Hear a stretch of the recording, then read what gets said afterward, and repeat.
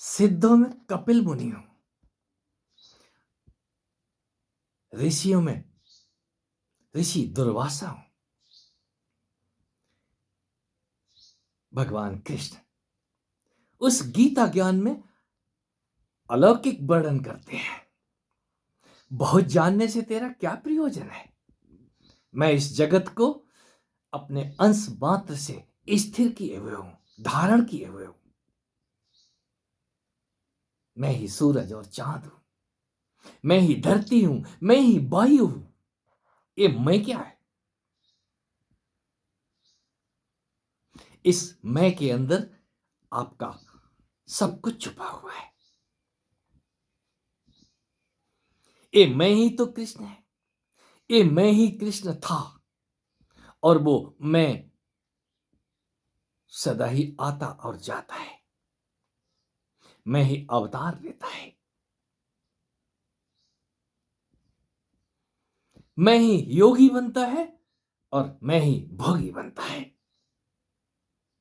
मैं को जानने के लिए हमने योगों की बात की है। कोई सिद्ध योग की बात करता है। तमाम योग उस मैं को जानने के लिए है। जो उस मैं को जान जाता है, सभी रहस्यों से उसके पर्दे अपने आप उठ जाते हैं। हमने सुना है महर्षि अष्टावक्र ने बैतरणी नदी में जाकर के अपने अंग सीधे किए थे और इसके बाद ऋषि बदान्य के आदेश पे उत्तर की यात्रा की थी। वहां उस बुढ़िया से आशीर्वाद लिया था। मणि महीश पर्वत क्रॉस करने के बाद लंबी कहानी है। और जब तक वो यात्रा पूरी करके वापस नहीं आ गए, ऋषि बदान्य ने अपनी कन्या महर्षि अष्टावक्र को देने की बात कही थी कि जब तक तुम उस उत्तर दिशा से उस बुढ़िया का, उस सिद्ध बुढ़िया का आशीर्वाद लेकर के नहीं आ जाते हो, तब तक मैं तुमको अपनी पुत्री नहीं दे सकता। क्या अष्टावक्र का विवाह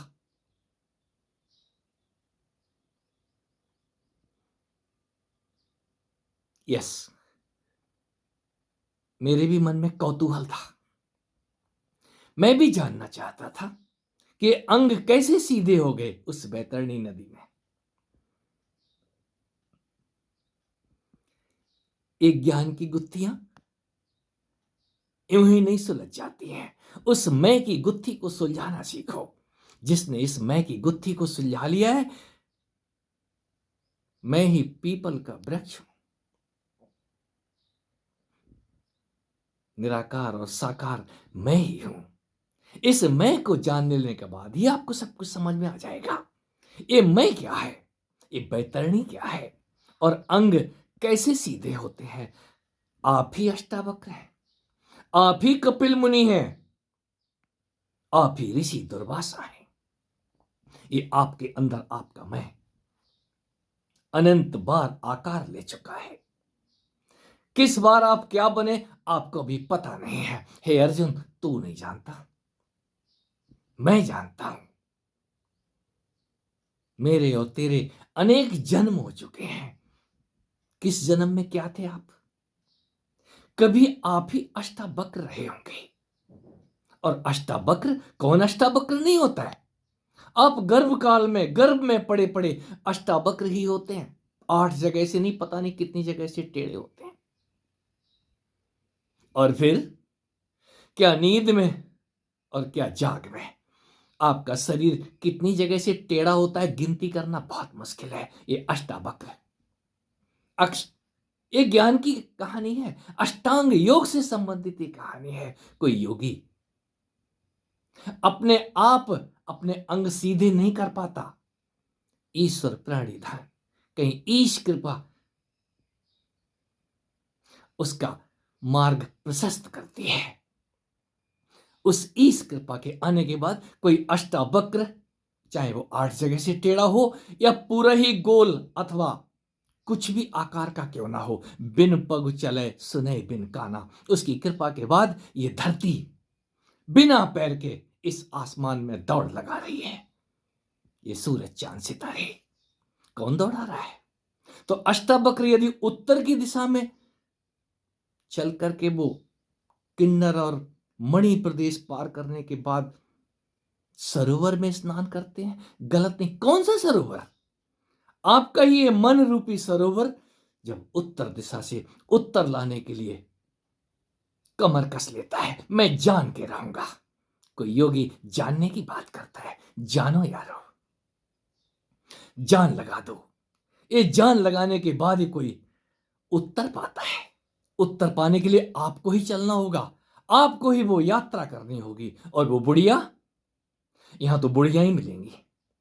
बुढ़िया, वो कामातुर बुढ़िया अष्टावक्र को फुसलाती है बार बार, और अंततः ऋषि जब डिगते नहीं है तब वो षोडशी का रूप लेती है, फिर फुसलाने की बात करती है। फिर भी ऋषि अन्य विनय से उन्हें अपने शब्दों से, अपनी प्रार्थना से प्रसन्न कर लेते हैं। वो बुढ़िया युवा होकर के उनको आशीर्वाद देती है, जाओ बदान्य की कन्या से विवाह करो और पुत्र उत्पन्न करो, आपके पुत्र भी होगा। ये आशीष पाने के बाद, क्यों? कहीं ऋषि वहां फिसले नहीं थे। यदि वो फिसल गए होते तो वो उत्तर में ही बैठे रहते, और कोई भी ऋषि सदा उत्तर में बैठा नहीं रहता, उत्तर की प्रतीक्षा करता है। उत्तर मिलने के बाद उत्तर से दक्षिण की तरफ यात्रा शुरू कर देता है, पहाड़ पे बैठा नहीं रहता। ये सिर रूपी पहाड़,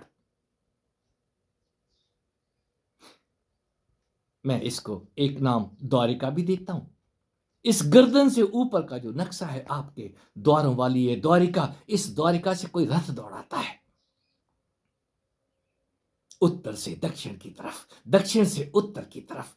क्यों? उसको उत्तर देने हैं, गीताएं कहनी है,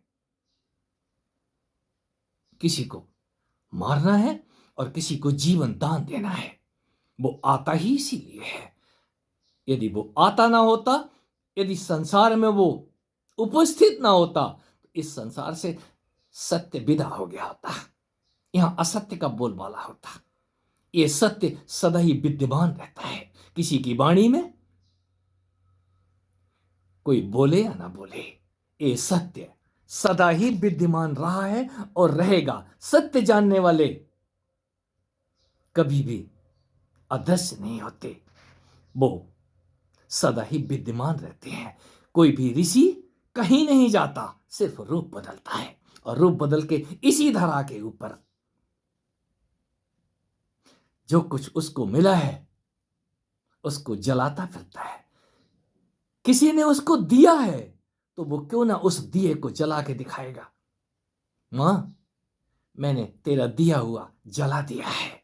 जब कोई दिया जला के उस देने वाली ज्ञानेश्वरी के आगे आरतियां गाता है तो वो अदृश्य रूप से अनंत आशीर्वादों की, वो बुढ़िया है तो क्या, युवा है, उसके अनंत रूप है, अनंत हाथों से आशीर्वाद प्रदान करती है।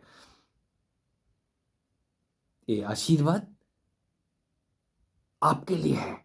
यदि आप इस योग मार्ग में सत्य की राह पे हैं तो सत्य तो सस्ता नहीं है, और जिसको भी सत्य की झलक आ रही है, सत्य आपको आलोकित करेगा। सत्य का दिया पहले तो आपको जलाएगा, आपको आलोकित करेगा, और इसके बाद आप दूसरे को बताने के लिए बाध्य हो जाएंगे। आप चुप रह नहीं सकते। ये मेरे अनुभव है।